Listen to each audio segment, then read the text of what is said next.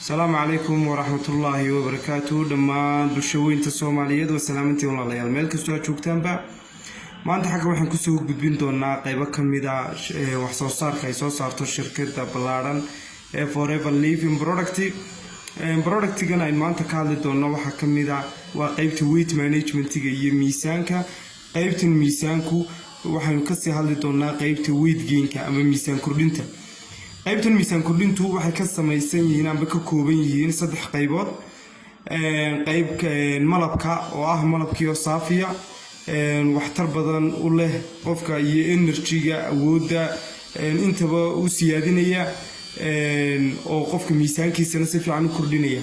halka kale uu yahay B-Bolin oo ah clean isagana malabka laga sameeyay oo isaguna waxtar badan u leh halka amateedka iyo kordhinta amateedka iyo sidoo kale miisaan kordhinta.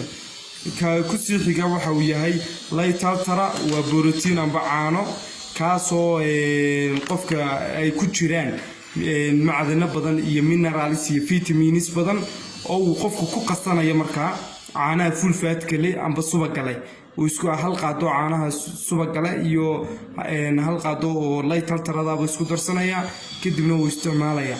saddexdan oo la isku daray bilba u socon doonaan qofka iyadoo miisaan fiican uu ku kordhinayaan.